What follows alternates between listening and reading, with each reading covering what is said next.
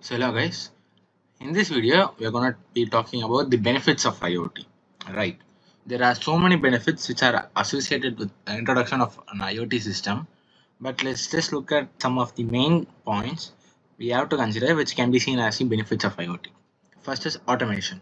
What it means is we use machines or robots or systems to do tasks which may not have any sort of human intervention. It requires very minimal to no human interaction when it comes to automation.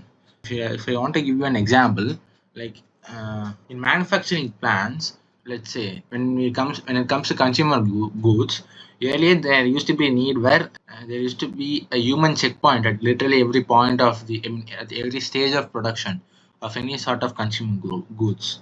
What we do now is we automate the entire process. We have robots to do most of the stuff, and we have humans only for supervision purposes. So what it does is machines can build things faster and more accurately. Obviously, machines do not need any rest. They don't have a learning curve, and they just don't have that much of liabilities associated with it. So they can just work as much as they can.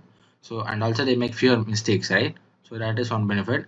And the second thing is robots can quickly find problems that humans might miss. Okay, so yeah, so that is automation. And then the next important point is predictive maintenance. So usually without an intervention of an IoT system in a completely human system, what we do, the sort of maintenance that we follow is called as reactive maintenance. So what it does, so I'll just give you an example to explain that. You see, when have we usually use those LPG cylinders while we cook in home, right? Like most of the homes use an LPG cylinder to to cook things, right? Usually, what we do is, as usual, LPG resource is a finite resource, right? So after a certain point of time, the LPG gas in our cylinder runs off, but we don't realize it until our stoves stop working, right? So when we try lighting up the stove, when we realize that it isn't lighting up, only then do we realize that okay, the cylinder is empty. Only then we realize that, right? So that sort of maintenance is called as reactive maintenance. So one other thing we can say for that, for the reactive maintenance is also about motors. So when we use house motors, when we use motors in our home, we don't detect a problem in motor unless and until it stops working. Only after it's completely done with, only after it's not working at all, only then we realize that okay, there's something wrong with the machine. So that is called as reactive maintenance. So what it does is it has a lot of downtimes. Like there are since the errors are completely unplanned, it needs a lot more time to repair that and bring back the machine to the fullest potential. So that is a problem with reactive maintenance. But in order to avoid that loss, we have predictive maintenance. So what does predictive maintenance do? So our IoT systems collect data from any sort of system. Industry that we are working with, right? Well, when working with any sort of components, the IoT system collects data, right? It analyzes all this data, and based on it, it can predict when this particular machine or particular component will be going broke or will show up with some issue way before the component actually shows signs of it. So it predicts when a particular component in a system needs maintenance. So that is called as predictive maintenance. So benefits of that is it helps avoid sudden failures or system downtimes. So downtimes are a nightmare for all the manufacturing sector people. So IoT systems really help reducing the system downtime by a great measure. So that is predictive maintenance. And then next is process and efficiency improvement. So this is sort of an abstract reason. So it just means it just talks about making how things are done better and smoother. That is, yeah, IoT systems have a better operational ability when compared to completely human systems. Obviously, at the end we are all humans, right? So whenever there is some change in the management, change in the people associated with it, the operation workflow changes every now and then, right?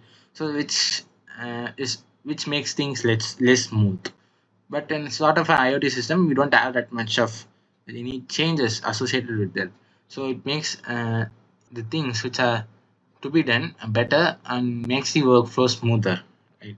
So obviously, the benefit of it that is better processes help every part of business run more efficiently. Next, cost reduction.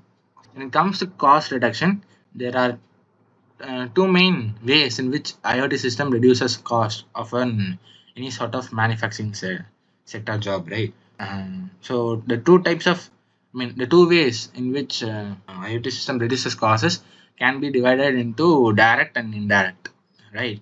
So what does direct do is, IoT systems directly reduce cost by reducing the amount of workforce required for a particular job to be done.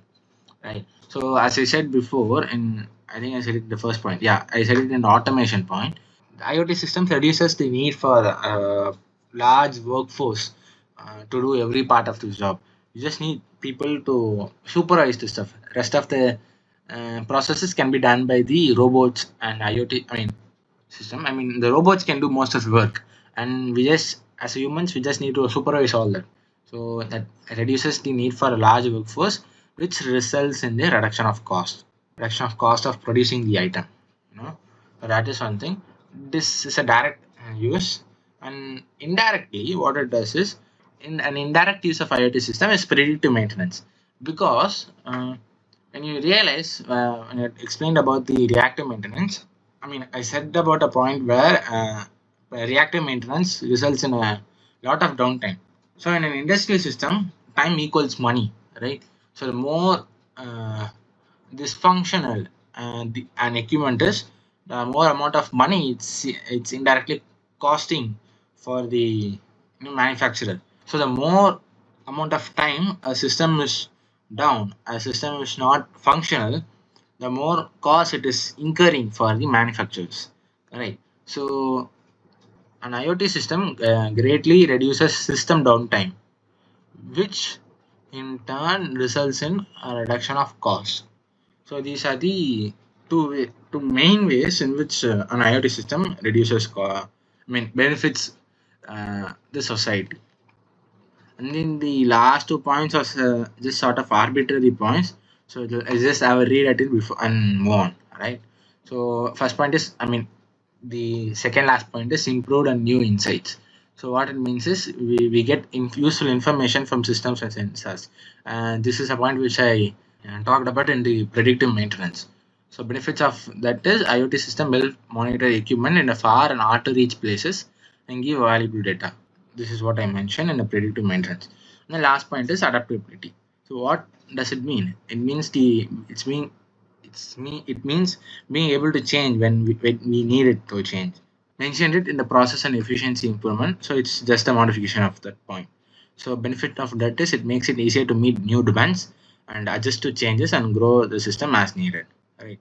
So yeah, with this we complete this topic.